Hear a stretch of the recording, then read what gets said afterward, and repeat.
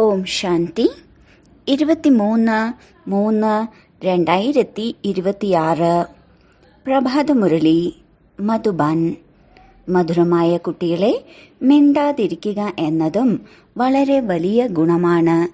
നിങ്ങൾ മിണ്ടാതിരുന്ന് ബാബയെ ഓർമ്മിച്ചുകൊണ്ടിരിക്കൂ, എന്നാൽ വളരെയധികം സമ്പാദ്യം ശേഖരിക്കപ്പെടും. ചോദ്യം: ഏത് വാക്കുകളാണ് കർമ്മസന്യാസം തെളിയിക്കുന്നത്? ആ വാക്കുകൾ നിങ്ങൾക്ക് പറയാൻ സാധിക്കില്ല. ഉത്തരം: ഡ്രാമയിലുണ്ടെങ്കിൽ ചെയ്യാം. ബാബ പറയുന്നു, ഇത് കർമ്മസന്യാസമായില്ലേ? നിങ്ങൾ കർമ്മം തീർച്ചയായും ചെയ്യണം. പുരുഷാർത്ഥം ചെയ്യാതെ വെള്ളം പോലും കുടിക്കാൻ സാധിക്കില്ല. അതിനാൽ ഡ്രാമ എന്ന് പറഞ്ഞ് വെറുതെ വിടരുത്. പുതിയ രാജധാനിയിൽ ഉയർന്ന പദവി പ്രാപ്തമാക്കണമെങ്കിൽ നല്ല രീതിയിൽ പുരുഷാർത്ഥം ചെയ്യൂ. ഓം ശാന്തി. ആദ്യമാദ്യം കുട്ടികൾക്ക് മുന്നറിയിപ്പ് ലഭിക്കുന്നു. ബാബയെയും സമ്പത്തിനെയും ഓർമ്മിക്കൂ. മന്മന ഭവ. ഈ വാക്കും വ്യാസൻ എഴുതിയതാണ്. ബാബ സംസ്കൃതത്തിലല്ല മനസ്സിലാക്കി തരുന്നത്. ബാബ ഹിന്ദി ഭാഷയിലാണ് മനസ്സിലാക്കി തരുന്നത്. കുട്ടികളോട് പറയുന്നു, ബാബയെയും സമ്പത്തിനെയും ഓർമ്മിക്കൂ. അല്ലയോ കുട്ടികളെ, അച്ഛനായ എന്നെ ഓർമ്മിക്കൂ എന്ന വാക്ക് സഹജമാണ്. അല്ലയോ കുട്ടികളെ, എന്നെ ഓർമ്മിക്കൂ എന്ന് ഒരിക്കലും ലൗകിക അച്ഛൻ പറയാൻ സാധിക്കില്ല. ഇതാണ് പുതിയ കാര്യം. ബാബ പറയുന്നു, അല്ലയോ കുട്ടികളെ, നിരാകാരനായ അച്ഛനെ ഓർമ്മിക്കൂ. ആത്മീയ അച്ഛൻ നമ്മൾ ആത്മാക്കളോടാണ് സംസാരിക്കുന്നതെന്നും കുട്ടികൾ മനസ്സിലാക്കുന്നുണ്ട്. ഇടയ്ക്കിടയ്ക്ക് കുട്ടികളോട് അച്ഛനെ ഓർമ്മിക്കൂ എന്ന് പറയുന്നതും ശോഭനീയമായി തോന്നുന്നില്ല. ആത്മീയ അച്ഛനെ ഓർമ്മിക്കുക എന്നത് കുട്ടികളുടെ കടമയാണ് എന്നറിയാമല്ലോ. എന്നാൽ മാത്രമേ വികർമ്മം വിനാശമാകുകയുള്ളൂ. കുട്ടികൾ നിരന്തരം ഓർമ്മിക്കാനുള്ള പരിശ്രമം ചെയ്യണം. ഈ സമയം ആർക്കും നിരന്തരം ഓർമ്മിക്കാൻ സാധിക്കില്ല. സമയമെടുക്കുന്നു. ബ്രഹ്മബാബയും പറയാറുണ്ട്, എനിക്കും നിരന്തരം ഓർമ്മിക്കാൻ സാധിക്കാറില്ല. ഈ അവസ്ഥ അവസാനമുണ്ടാകും. നിങ്ങൾ കുട്ടികൾക്ക് ബാബയെ ഓർമ്മിക്കുക എന്ന പുരുഷാർത്ഥമാണ് ആദ്യം ചെയ്യേണ്ടത്. ശിവബാബയിൽ നിന്ന് സമ്പത്ത് ലഭിക്കുന്നു. ഇത് ഭാരതവാസികളുടെ കാര്യമാണ്. ഇവിടെ ദൈവിക രാജധാനിയുടെ സ്ഥാപനയാണ് നടക്കുന്നത്. മറ്റ് ധർമ്മങ്ങൾ സ്ഥാപിക്കുന്നവർക്ക് യാതൊരു ബുദ്ധിമുട്ടുമില്ല. കാരണം അവരുടെ വംശത്തിലുള്ളവർ ധർമ്മസ്ഥാപകരുടെ പിന്നാലെ തന്നെ വന്നുകൊണ്ടിരിക്കും. ഇവിടെ ദേവീ ദേവതാ ധർമ്മത്തിലുള്ളവരെ ജ്ഞാനത്തിലൂടെ ഉയർത്തേണ്ടി വരുന്നുണ്ട്. പരിശ്രമമുണ്ട്. ഗീതയിലും ഭാഗവത ശാസ്ത്രങ്ങളിലുമൊന്നും ബാബ സംഗമത്തിൽ വന്ന് രാജധാനി സ്ഥാപിക്കുന്നു എന്നെഴുതിയിട്ടില്ല. ഗീതയിൽ എഴുതിയിട്ടുണ്ട്, പാണ്ഡവർ പർവ്വതങ്ങളിലേക്ക് പോയി പ്രളയമുണ്ടായി എന്നെല്ലാം. വാസ്തവത്തിൽ ഇങ്ങനെയൊന്നുമില്ല. നിങ്ങളിപ്പോൾ ഭാവിയിലെ 21 ജന്മത്തേക്ക് വേണ്ടി പഠിക്കുകയാണ്. മറ്റുള്ള വിദ്യാലയങ്ങളിലെല്ലാം ഈ ലോകത്തേക്ക് വേണ്ടിയുള്ള പഠിപ്പാണ് പഠിക്കുന്നത്. സന്യാസിമാരെല്ലാവരും ഭാവിയിലേക്ക് വേണ്ടിയാണ് പഠിപ്പിക്കുന്നത്. എന്തുകൊണ്ടെന്നാൽ അവർ മനസ്സിലാക്കുന്നു, ഞങ്ങൾ ശരീരം ഉപേക്ഷിച്ചാൽ മുക്തിധാമത്തിലേക്ക് പോകും, ബ്രഹ്മത്തിൽ ലയിക്കും. ആത്മാവ് പരമാത്മാവിൽ ലയിച്ചു ചേരും. അതിനാൽ ഈ പഠിപ്പും ഭാവിയിലേക്ക് വേണ്ടിയാണ്. എന്നാൽ ഭാവിയിലേക്ക് വേണ്ടി പഠിപ്പിക്കുന്നത് ഒരു ആത്മീയ അച്ഛൻ മാത്രമാണ്, മറ്റാരുമില്ല. എല്ലാവരുടെയും സദ്ഗതി ദാതാവ് ഒന്നാണ് എന്ന് പാടാറുമുണ്ട്. പക്ഷേ അതെല്ലാം യഥാർത്ഥമല്ലാത്തത് ആകുന്നു. ഇത് ബാബ തന്നെ വന്നാണ് മനസ്സിലാക്കി തരുന്നത്. സന്യാസിമാരും സാധന ചെയ്തുകൊണ്ടിരിക്കുന്നു. അസത്യമായ രാജ്യത്തിൽ എല്ലാവരും അസത്യം പറയുന്നവരാണ്. സത്യമായ രാജ്യത്തിൽ എല്ലാവരും സത്യം പറയുന്നവരാണ്. നിങ്ങൾക്കറിയാം, ഭാരതം ആദ്യം സത്യഖണ്ഡമായിരുന്നു. ഇപ്പോൾ അസത്യഖണ്ഡമാണ്. ബാബയും ഭാരതത്തിലാണ് വരുന്നത്. ശിവജയന്തി ആഘോഷിക്കുന്നുണ്ട്. എന്നാൽ ശിവനാണ് ഭാരതത്തെ സത്യഖണ്ഡമാക്കി മാറ്റുന്നത് എന്ന് അറിയുന്നില്ല. മനുഷ്യർ മനസ്സിലാക്കുന്നത് ശിവൻ വരുന്നതേയില്ല എന്നാണ്.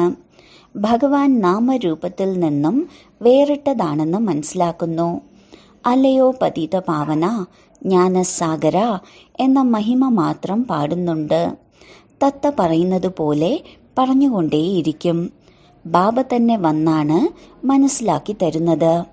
കൃഷ്ണ ജയന്തിയും ഗീതാ ജയന്തിയും ആഘോഷിക്കാറുണ്ട്. കൃഷ്ണൻ വന്ന് ഗീത കേൾപ്പിച്ചു എന്ന് പറയുന്നു. ശിവജയന്തിയെക്കുറിച്ച് ആർക്കും അറിയില്ല. ശിവൻ വന്ന് എന്താണ് ചെയ്യുന്നത്? നാമരൂപത്തിൽ നിന്ന് വേറിട്ടതാണെങ്കിൽ വരുന്നതും എങ്ങനെയാണ്? ബാബ പറയുന്നു, ഞാൻ തന്നെയാണ് വന്ന് കുട്ടികൾക്ക് മനസ്സിലാക്കി കൊടുക്കുന്നത്. പിന്നീട് ഈ ജ്ഞാനം പ്രായേണ ലോപിച്ചു പോകുന്നു. ബാബ സ്വയം പറയുന്നു, ഞാൻ വന്ന് ഭാരതത്തെ സ്വർഗമാക്കി മാറ്റുന്നു. ആരെങ്കിലും പതിത പാവനനായി ഉണ്ടായിരിക്കുമല്ലോ. ഭാരതത്തിൻ്റെ തന്നെ കാര്യമാണ് മുഖ്യം. ഭാരതം തന്നെയാണ് പതിതമായി ഇരിക്കുന്നത്. ഭാരതത്തിൽ തന്നെയാണ് പതിത പാവനനെയും വിളിക്കുന്നത്. ബാബ സ്വയം പറയുന്നു, വിശ്വത്തിൽ ആസുരീയ രാജ്യമാണ് നടക്കുന്നത്. ബോംബുകളെല്ലാം ഉണ്ടാക്കിക്കൊണ്ടിരിക്കുന്നു. അവയിലൂടെ വിനാശമുണ്ടാകണം. തയ്യാറെടുപ്പ് ചെയ്തുകൊണ്ടിരിക്കുകയാണ്. ഇതെല്ലാം രാവണന്റെ പ്രേരണയിലൂടെയാണ് ഉണ്ടാകുന്നത്. രാവണ രാജ്യം എപ്പോൾ നശിക്കുന്നു? ഭാരതവാസികൾ പറയുന്നു, എപ്പോഴാണോ കൃഷ്ണൻ വരുന്നത് അപ്പോൾ എന്ന്. ഇപ്പോൾ ശിവബാബ വന്നിരിക്കുകയാണ് എന്ന് നിങ്ങൾ മനസ്സിലാക്കി കൊടുക്കുന്നു. ശിവബാബ തന്നെയാണ് സർവരുടെയും സദ്ഗതി ദാതാവ്. ബാബ പറയുന്നു, എന്നെ ഓർമ്മിക്കൂ. ഈ വാക്ക് മറ്റാർക്കും പറയാൻ സാധിക്കില്ല. ബാബ തന്നെയാണ് പറയുന്നത്, എന്നെ ഓർമ്മിക്കൂ, എന്നാൽ കറ ഇല്ലാതാകും. നിങ്ങൾ സതോ പ്രധാനരായിരുന്നു. ഇപ്പോൾ ആത്മാക്കളായ നിങ്ങളിൽ അഴുക്ക് പറ്റി പിടിച്ചിട്ടുണ്ട്. അഴുക്ക് ഓർമ്മയിലൂടെ മാത്രമേ ഇല്ലാതാവുകയുള്ളൂ. ഇതിനെയാണ് ഓർമ്മയുടെ യാത്ര എന്ന് പറയുന്നത്. ഞാൻ തന്നെയാണ് പതിത പാവനൻ. എന്നെ ഓർമ്മിക്കുന്നതിലൂടെ നിങ്ങളുടെ വികർമ്മം വിനാശമാകും. ഇതിനെയാണ് യോഗ അഗ്നി എന്ന് പറയുന്നത്.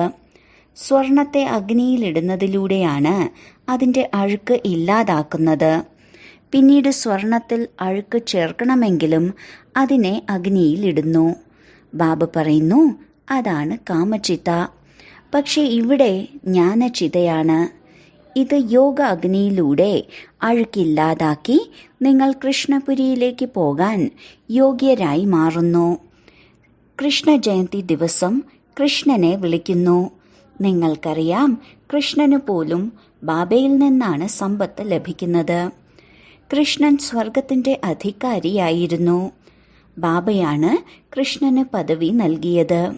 രാധയും കൃഷ്ണനും തന്നെയാണ് പിന്നീട് ലക്ഷ്മി നാരായണനായി മാറുന്നത്. രാധയുടെയും കൃഷ്ണന്റെയും ജന്മദിനം ആഘോഷിക്കാറുണ്ട്. എന്നാൽ ലക്ഷ്മി നാരായണനെക്കുറിച്ച് ആർക്കും അറിയില്ല. മനുഷ്യർ തീർത്തും ആശയക്കുഴപ്പത്തിലാണ്. ഇപ്പോൾ നിങ്ങൾ കുട്ടികൾ മനസ്സിലാക്കുന്നുണ്ടെങ്കിൽ മറ്റുള്ളവർക്കും മനസ്സിലാക്കി കൊടുക്കണം. ആദ്യമാദ്യം ചോദിക്കണം, ഗീതയിൽ എന്നെ ഓർമ്മിക്കൂ എന്ന് പറഞ്ഞത് ആരാണ്? മനുഷ്യർ കൃഷ്ണനാണെന്ന് ചിന്തിക്കുന്നു. പക്ഷേ നിങ്ങൾക്കറിയാം ഭഗവാൻ നിരാകാരനാണ് എന്ന്. ഭഗവാനിൽ നിന്ന് തന്നെയാണ് ഉയർന്നതും ശ്രേഷ്ഠവുമായ മതം ലഭിക്കുന്നത്. ഉയർന്നതിലും ഉയർന്നത് പരമപിതാവായ പരമാത്മാവ് തന്നെയാണ്. പരമാത്മാവിൻ്റെ തന്നെയാണ് ശ്രേഷ്ഠത്തിലും ശ്രേഷ്ഠമായ മതം. ഒരേയൊരു പരമാത്മാവിൻ്റെ ശ്രീമതത്തിലൂടെയാണ് സർവരുടെയും സദ്ഗതി ഉണ്ടാകുന്നത്. ബ്രഹ്മാവിനെയും വിഷ്ണുവിനെയും ശങ്കരനെയും ഗീതയുടെ ഭഗവാൻ എന്ന് പറയാൻ സാധിക്കില്ല. മനുഷ്യർ ശരീരധാരിയായ ശ്രീകൃഷ്ണനാണെന്ന് പറയുന്നു. അതിനാൽ ഇതിൽ നിന്ന് സ്പഷ്ടമാണ്, തീർച്ചയായും എവിടെയോ തെറ്റുണ്ട്. നിങ്ങൾ മനസ്സിലാക്കുന്നു, ഇത് മനുഷ്യരുടെ ഏറ്റവും വലിയ തെറ്റാണ്. രാജയോഗം പതിത പാവനനായ ബാബയാണ് പഠിപ്പിച്ചത്. വലിയ വലിയ തെറ്റുകളുടെ മേൽ ഊന്നൽ നൽകണം. ഒന്ന്, ഈശ്വരനെ സർവവ്യാപിയെന്ന് പറയുന്നു. മറ്റൊന്ന്, ഗീതയുടെ ഭഗവാൻ കൃഷ്ണനാണെന്ന് പറയുന്നു. കൽപ്പം ലക്ഷക്കണക്കിന് വർഷങ്ങളാണെന്ന് പറയുന്നു. ഇതെല്ലാം വളരെ വലിയ തെറ്റുകളാണ്. കൽപ്പം ലക്ഷക്കണക്കിന് വർഷങ്ങളുടേതാകാൻ സാധിക്കില്ല. പരമാത്മാവ് സർവവ്യാപിയാകാനും സാധിക്കില്ല. ഭഗവാൻ പ്രേരണയിലൂടെ എല്ലാം ചെയ്യുന്നു എന്ന് പറയുന്നു. എന്നാൽ അങ്ങനെയല്ല. പ്രേരണയിലൂടെ പാവനമാക്കി മാറ്റാൻ സാധിക്കില്ലല്ലോ. ഇത് ബാബ സന്മുഖത്തിരുന്ന് മനസ്സിലാക്കി തരുന്നു. എന്നെ മാത്രം ഓർമ്മിക്കൂ. പ്രേരണ എന്ന വാക്ക് തെറ്റാണ്. ശങ്കരന്റെ പ്രേരണയിലൂടെ ബോംബുകളെല്ലാം ഉണ്ടാക്കുന്നു എന്ന് പറയാറുണ്ട്. എന്നാൽ ഇതെല്ലാം ഡ്രാമയിൽ അടങ്ങിയിട്ടുള്ളതാണ്. ഈ യജ്ഞത്തിലൂടെ തന്നെയാണ് വിനാശജ്വാല പ്രജ്വലിതമായത്, പ്രേരണയല്ല. ശങ്കരൻ വിനാശത്തിനായി നിമിത്തമാണെന്ന് മാത്രം. വിനാശവും ഡ്രാമയിൽ അടങ്ങിയിട്ടുണ്ട്. ശിവബാബയുടേതാണ് മുഴുവൻ പാർട്ടും. അതിനുശേഷമാണ് ബ്രഹ്മ വിഷ്ണു ശങ്കരന്റെ പാർട്ട്. ബ്രഹ്മാവ് ബ്രാഹ്മണരെ രചിക്കുന്നു. ബ്രഹ്മാവ് തന്നെയാണ് വിഷ്ണുപുരിയുടെ അധികാരിയായി മാറുന്നത്. പിന്നീട് 84 ജന്മങ്ങളുടെ ചക്രം കറങ്ങിയാണ് നിങ്ങൾ ബ്രഹ്മമുഖ വംശാവലികളായി മാറിയത്. ലക്ഷ്മി നാരായണൻ തന്നെയാണ് പിന്നീട് ബ്രഹ്മാവും സരസ്വതിയുമായി മാറുന്നത്. ബ്രഹ്മാവിലൂടെയാണ് ദത്തെടുക്കുന്നതെന്നും മനസ്സിലാക്കി തന്നിട്ടുണ്ട്. അതിനാലാണ് ബ്രഹ്മാവിനെ വലിയ അമ്മ എന്ന് പറയുന്നത്. ജഗദംബ സരസ്വതിയെ നിമിത്തമാക്കി വച്ചിരിക്കുന്നു. കാരണം കലശം മാതാക്കൾക്കാണ് നൽകുക. ഏറ്റവും വലിയ വീണ സരസ്വതിക്കാണ് നൽകിയിട്ടുള്ളത്. വളരെ തീവ്രഗതിയിൽ മുന്നേറുന്നു. അല്ലാതെ വീണ വായിക്കുന്ന കാര്യമല്ല. സരസ്വതിയുടെ ജ്ഞാനമുരളിയാണ് നല്ലത്. അവരുടെ മഹിമ നല്ലതായിരുന്നു. ബാക്കി ധാരാളം പേർക്കും മഹിമയുണ്ട്. ദേവിമാരുടെ എല്ലാം പൂജയുണ്ടാകുന്നു. നിങ്ങൾക്കിപ്പോൾ അറിയാം, നമ്മൾ തന്നെയാണ് ഇവിടെ പൂജ്യരായി മാറുന്നത്. പിന്നീട് പൂജാരിയായി അവനവന്റെ പൂജ ചെയ്യുന്നു. ഇപ്പോൾ നമ്മൾ ബ്രാഹ്മണരാണ്. പിന്നീട് നമ്മൾ തന്നെയാണ് പൂജ്യ ദേവീ ദേവതകളായി മാറുന്നത്. യഥാ രാജ റാണി തഥാ പ്രജ. ദേവിമാരിൽ ഉയർന്ന പദവി പ്രാപ്തമാക്കുന്നവരുടെ ക്ഷേത്രങ്ങളും ഒരുപാട് ഉണ്ടാക്കുന്നു. നല്ല രീതിയിൽ പഠിക്കുന്നവരുടെയും പഠിപ്പിക്കുന്നവരുടെയും പേരാണ് പ്രശസ്തമാകുന്നത്. ഇപ്പോൾ നിങ്ങൾക്കറിയാം, പൂജ്യരും പൂജാരിയുമായി മാറുന്നതും നമ്മൾ തന്നെയാണ്. ശിവബാബ സദാ പൂജ്യനാണ്. സൂര്യവംശികളായ ദേവീ ദേവതകൾ തന്നെയാണ് പൂജാരിയും ഭക്തരുമായി മാറുന്നത്. അവനവൻ തന്നെ പൂജാരിയും അവനവൻ തന്നെ പൂജ്യരുമായി മാറുന്നു. ഏണിപ്പടിയിൽ ഈ രഹസ്യം വളരെ നല്ല രീതിയിൽ മനസ്സിലാക്കി കൊടുക്കണം. ചിത്രമില്ലാതെയും നിങ്ങൾക്ക് മനസ്സിലാക്കി കൊടുക്കാൻ സാധിക്കും. പഠിച്ചു പോകുന്നവരുടെ ബുദ്ധിയിൽ മുഴുവൻ ജ്ഞാനവുമുണ്ട്. 84 ജന്മങ്ങളുടെ ഏണിപ്പടികൾ കയറുന്നതും ഇറങ്ങുന്നതും ഭാരതവാസികൾ തന്നെയാണ്. അവർക്കാണ് 84 ജന്മങ്ങൾ ഉള്ളത്. പൂജ്യരായിരുന്ന നമ്മളാണ് പൂജാരിമാരായി മാറിയത്. ഹംസോ സോഹം, അതായത് നമ്മൾ ബ്രാഹ്മണർ തന്നെയാണ് ദേവതകളായി മാറുന്നത്. ഇതിന്റെ അർത്ഥവും മനസ്സിലാക്കി തന്നിട്ടുണ്ട്. ആത്മാസോ പരമാത്മാ എന്നല്ല, നമ്മൾ തന്നെയാണ് ദേവതകളും ക്ഷത്രിയരുമായി മാറുന്നത്. ഹംസോ എന്നതിന് മറ്റൊരർത്ഥവുമില്ല. പൂജ്യരും പൂജാരിയും ഭാരതവാസികൾ തന്നെയാണ് ആകുന്നത്. മറ്റൊരു ധർമ്മത്തിലും പൂജ്യരും പൂജാരിമാരുമായി മാറുന്നില്ല. നിങ്ങൾ തന്നെയാണ് സൂര്യവംശികളും ചന്ദ്രവംശികളുമായി മാറുന്നത്. എത്ര നല്ല രീതിയിലാണ് മനസ്സിലാക്കി തരുന്നത്. നമ്മൾ തന്നെയായിരുന്നു ദേവീ ദേവതകൾ. നമ്മൾ ആത്മാക്കൾ നിർവാണധാമത്തിൽ വസിക്കുന്നവരാണ്. ഈ ചക്രം കറങ്ങിക്കൊണ്ടേയിരിക്കുന്നു. ദുഃഖം മുന്നിൽ വരുമ്പോഴാണ് അച്ഛനെ ഓർമ്മിക്കുന്നത്. ബാബ പറയുന്നു, ഞാൻ ദുഃഖത്തിന്റെ സമയത്ത് തന്നെയാണ് വന്ന് ഈ സൃഷ്ടിയെ പരിവർത്തനപ്പെടുത്തുന്നത്.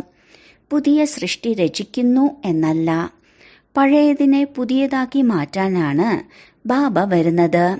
ബാബ വരുന്നത് തന്നെ സംഗമത്തിലാണ്. ഇപ്പോൾ പുതിയ ലോകം സ്ഥാപിക്കുകയാണ്. പഴയത് നശിക്കുകയും വേണം. ഇതെല്ലാം പരിധിയില്ലാത്ത കാര്യമാണ്. നിങ്ങൾ തയ്യാറാകുമ്പോൾ മുഴുവൻ രാജധാനിയും തയ്യാറാകും. കൽപ്പം മുൻപ് ആരെല്ലാം ഏത് പദവിയാണോ പ്രാപ്തമാക്കിയത് അതനുസരിച്ചായിരിക്കും അവരുടെ പുരുഷാർത്ഥവും.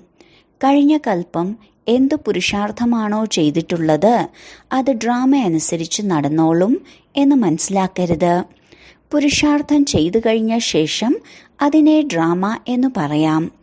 ഇങ്ങനെയാണ് കൽപ്പം മുൻപും പുരുഷാർത്ഥം ചെയ്തിരുന്നത് എന്ന് പറയാം. എപ്പോഴും പുരുഷാർത്ഥത്തെയാണ് മുന്നിൽ വെക്കേണ്ടത്. പ്രാപ്തി ലഭിച്ചോളും എന്ന് പറഞ്ഞിരിക്കരുത്. പുരുഷാർത്ഥമില്ലാതെ പ്രാപ്തി ഉണ്ടാവില്ല. പുരുഷാർത്ഥം ചെയ്യാതെ വെള്ളം പോലും കുടിക്കാൻ സാധിക്കില്ല. കർമ്മസന്യാസം എന്ന വാക്ക് തെറ്റാണ്. ബാബ പറയുന്നു, ഗൃഹസ്ഥ വ്യവഹാരത്തിലും കഴിയൂ. ബാബ എല്ലാവരെയും ഇവിടെ ഇരുത്തില്ലല്ലോ. ശരണം പ്രാപിച്ചു അല്ലെങ്കിൽ അഭയമെടുത്തു എന്നാണ് പറയുന്നത്.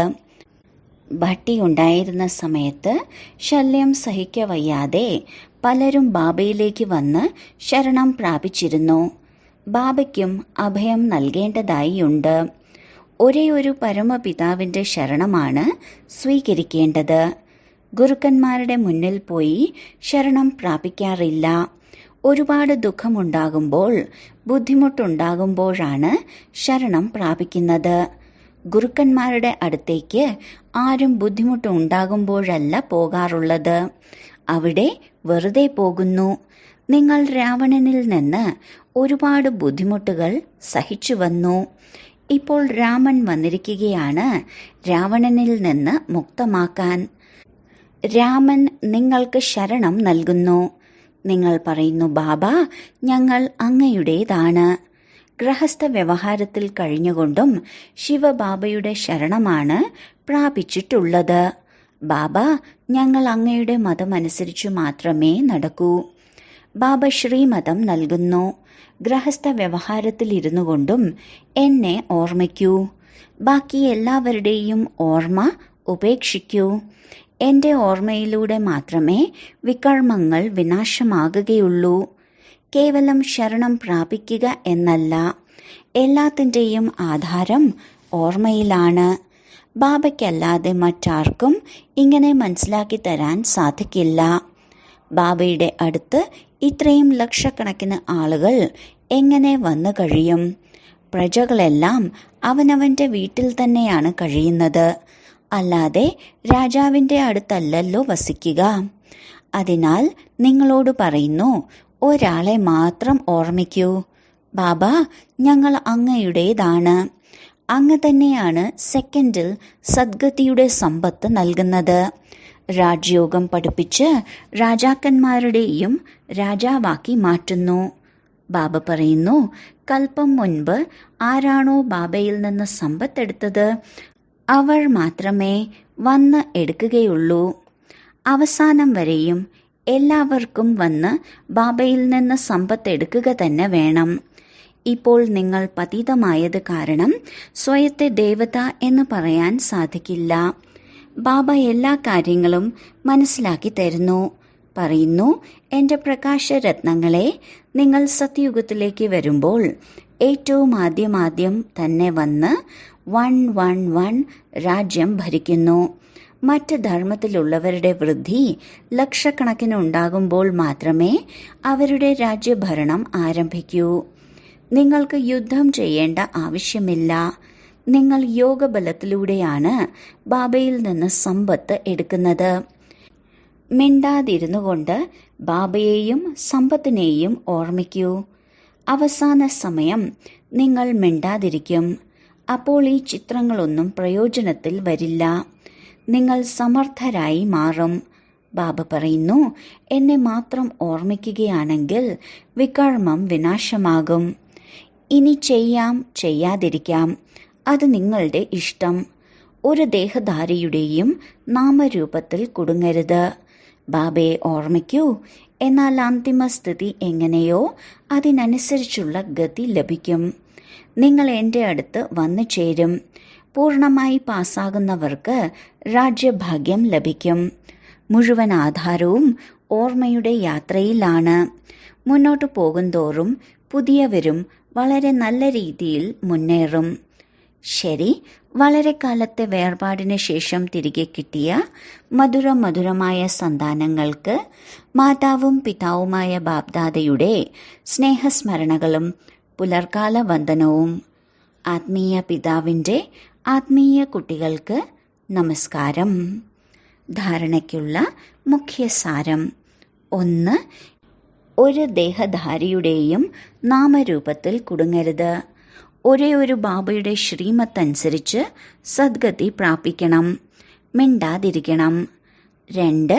ഭാവിയിലെ 21 ജന്മങ്ങളിലേക്ക് വേണ്ടി നല്ല രീതിയിൽ പഠിക്കുകയും മറ്റുള്ളവരെ പഠിപ്പിക്കുകയും ചെയ്യണം. പഠിക്കുന്നതിലൂടെയും പഠിപ്പിക്കുന്നതിലൂടെയും മാത്രമാണ് പേര് പ്രശസ്തമാകുക. വരദാനം: മന്മതവും പരമതവും സമാപ്തമാക്കി ശ്രീമതമനുസരിച്ച് കോടികളുടെ സമ്പാദ്യം ശേഖരിക്കുന്ന കോടി മടങ്ങ് ഭാഗ്യശാലികളായി ഭവിക്കട്ടെ. ശ്രീമതമനുസരിച്ച് നടക്കുന്നവർക്ക് ഒരു സങ്കല്പം പോലും മന്മത്തനുസരിച്ചോ പരമത്തനുസരിച്ചോ ചെയ്യാൻ സാധിക്കില്ല. സ്ഥിതിയുടെ സ്പീഡ് അഥവാ തീവ്രമല്ല എങ്കിൽ തീർച്ചയായും ശ്രീമത്തിൽ കുറച്ചെങ്കിലും മന്മത്തോ പരമത്തോ കലർന്നിട്ടുണ്ടാവും. മന്മത്ത് അർത്ഥം അല്പജ്ഞരായ ആത്മാക്കളുടെ സംസ്കാരമനുസരിച്ച് എന്ത് സങ്കല്പം ഉൽപ്പന്നമാകുന്നുവോ അത് സ്ഥിതിയെ അലോസരപ്പെടുത്തുന്നു. അതിനാൽ ചെക്ക് ചെയ്യുകയും ചെയ്യിപ്പിക്കുകയും ചെയ്യൂ. ഒരു ചുവട് പോലും ശ്രീമതമില്ലാത്തതാകരുത്. അപ്പോൾ കോടികളുടെ വരുമാനം സമ്പാദിച്ച് കോടി ഭാഗ്യശാലികളാകും. സ്ലോഗൻ: മനസ്സിൽ സർവരുടെയും മംഗളത്തിന്റെ ഭാവന സൃഷ്ടിച്ചുകൊണ്ടിരിക്കൂ. ഇതുതന്നെയാണ് വിശ്വമംഗളകാരി ആത്മാക്കളുടെ കർത്തവ്യം.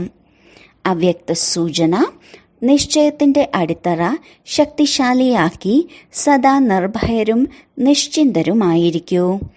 പരിതസ്ഥിതികൾ എങ്ങനെയുള്ളതുമാകട്ടെ, എന്നാൽ നിശ്ചയബുദ്ധിയായ കുട്ടികൾ പരിതസ്ഥിതികളിൽ തങ്ങളുടെ സ്വസ്ഥിതിയുടെ ശക്തിയിലൂടെ സദാ വിജയിയാണെന്ന അനുഭവം ചെയ്യും. ലോകത്തിലുള്ളവരോ ബ്രാഹ്മണ പരിവാരത്തിലെ സംബന്ധ സമ്പർക്കത്തിലുള്ളവരോ മറ്റെന്തെങ്കിലും ധരിക്കുകയോ ഇവർ തോറ്റുപോയി എന്ന് പറയുകയോ ചെയ്താലും അതൊന്നും തോൽവിയല്ല, മറിച്ച് വിജയമാണ്. ഏതെങ്കിലും സേവനത്തിന്റെ, സംഘടനയുടെ, പ്രകൃതിയുടെ പരിതസ്ഥിതി സ്വസ്ഥിതിയെയോ ശ്രേഷ്ഠസ്ഥിതിയെയോ അലങ്കോലപ്പെടുത്തുകയാണെങ്കിൽ ഇതും ബന്ധനമുക്ത സ്ഥിതിയല്ല. ഈ ബന്ധനത്തിൽ നിന്ന് പോലും മുക്തമാകൂ. ഓം ശാന്തി.